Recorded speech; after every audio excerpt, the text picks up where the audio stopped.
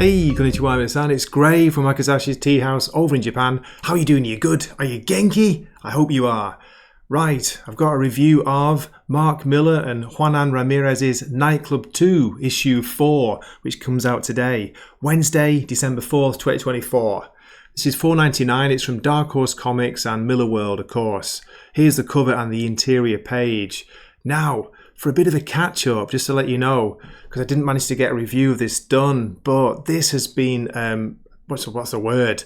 No Holds Barred, second series of Nightclub. It's been going like from strength to strength by issue, huge stakes, major characters being killed off, left, right and centre. Like at the end of last issue, we were left with one member of Nightclub, Amy Chen. She's all that's left, and even worse, the bullies, the Jocks, they've got the vampire powers now. It was a fantastic way of, they've tricked the Nightclub members to basically, get the powers. They realised something was going on with them, and yeah, it was a betrayal from a girl who seemed to be a girlfriend who turned out to stab one of the members in the back, basically. And yeah, last issue, man, I was talking about it on my live stream and best of the week, but you've got to read it. You've got to pick up issue 3 if you can, and then read this issue 4. Now what I'm going to do is I'm going to go through the book, have a look inside, show you some of the panels, some of the art, talk about the story. I'm not going to show the end, I'm not going to spoil the end this time, but yeah, I would say without a doubt, go and buy this book, go and pick it up. If you don't want to pick up individual issues, wait for the trade because it's probably going to read really well as a trade as well. It's a very exciting, action-packed story full of Mark Millar's typical, naughty humour. He pushes the limits as usual and he just does things you just don't expect. There are surprises in here. That's why he's such a good storyteller.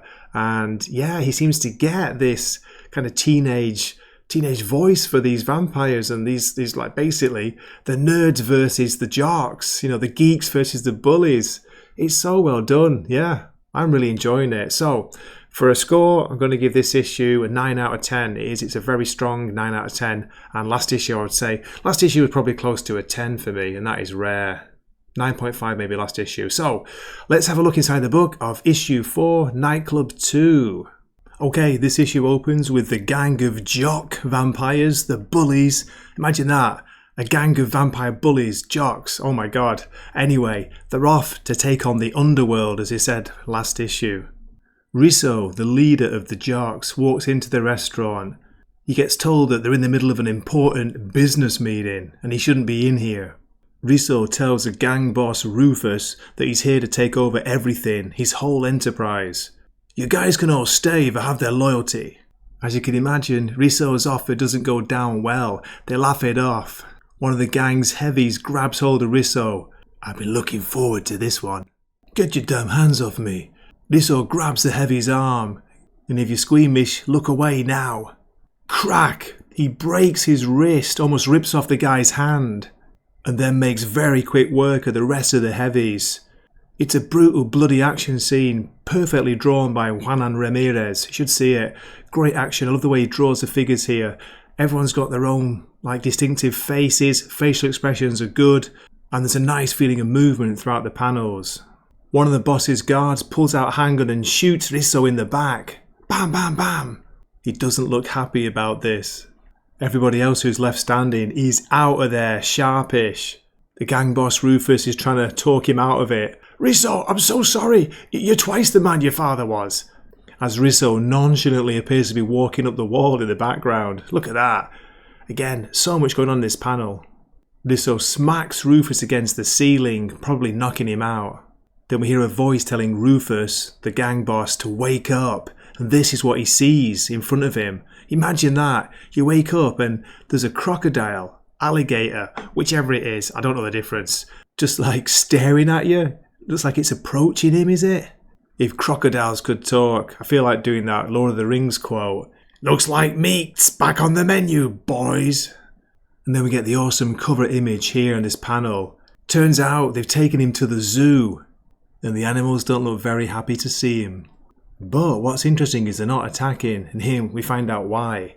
Riso tells them that not to worry, we've got them all under control. That's one of our powers. We can dominate the minds of lesser species. The only thing I'm trying to figure out is the funniest way for you to die. Imagine that. Imagine being given the choices here. Eaten by lions, chewed up by the alligators, maybe crushed by those huge snakes over there. Then Riso's girlfriend chimes in. I like the monkeys. You hear that, Rufus? My girlfriend likes the monkeys. I tell you what, these monkeys look so much more realistic than the ones in Gladiator 2. Just saying. Surely he wouldn't leave him to die torn up by monkeys, would he? Come on, this is a Mark Millar book. What do you think's going to happen? I've got a comment on the art by Ramirez. Look at this. They are some scary looking monkeys. Seriously. Nightmare fuel or what?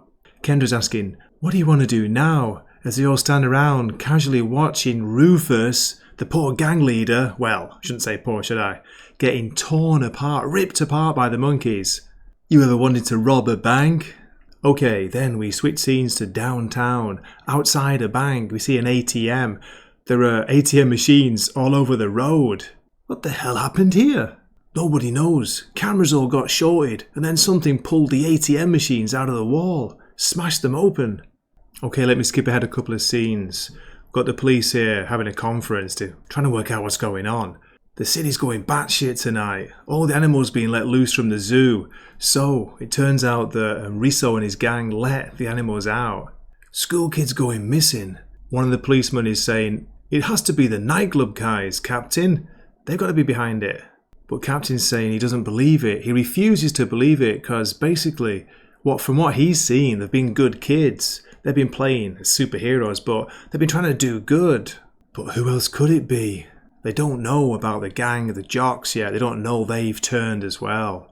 Okay, then we switch scenes again. We've got Sam's grandfather. He's putting up posters of Sam. Sam is missing. But then a weird mist surrounds him, and he can hear a voice saying, Hey, Grandpa Huxley, still looking for your grandson? Can't believe nobody can find him. You can see him from space.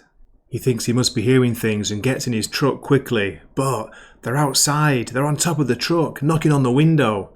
They tell him to not try getting out. They've got all the doors and windows locked.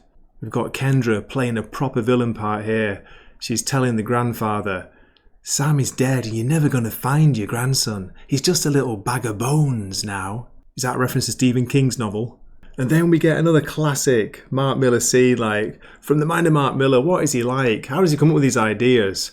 We've got Riso on top of the truck there saying, right, I wonder if we can teleport the truck and put it somewhere really stupid. He can't do it on his own, but if they all band together, the power of their thought somehow should be able to do it, or so they think. Can they shift that truck? Can they move it with their minds? Poof, it disappears in the mist. Then we go 2 blocks away. I just love the way all the adults here are distracted by the lovely red pandas there in the supermarket. And we've got the little kids saying, wait a minute, why is everyone looking at the pandas when there's a truck in the ice cream section? I'm just glad that Mark Millar's having fun here. He could have put the truck somewhere terrible, somewhere horrific, horrible. But yeah, bit of sense of fun. Keeping the sense of fun in the book, even though it is, oh my God, it's your worst nightmare, isn't it? The bullies have control, the group of jocks of bullies are just running riot with these powers, taking out some of the main characters in the last issue, as I said earlier, and yeah, just doing whatever they want, the worst things you can imagine, and believe it or not, it just gets worse. It gets worse and worse. Okay, there's still 6 pages to go, but I'm going to wrap up things here. I don't want to spoil the ending, but just give you a bit more of this great dialogue. Great dialogue by Millar. Here we go. We've got Riso on top of the building here. He's saying, my dream used to be running Rufus T's operation, but it's really just an office over a hardware store and a couple of decent nightclubs. We can do things nobody in the world can do now. Why are we stealing blood packs when we could kill anyone we want? It's just getting worse and worse, isn't it? It's getting scarier when they're realising the kind of power they've got. Well, they don't really realise it yet, do they? But how are they going to stop them? How can anyone stop this gang?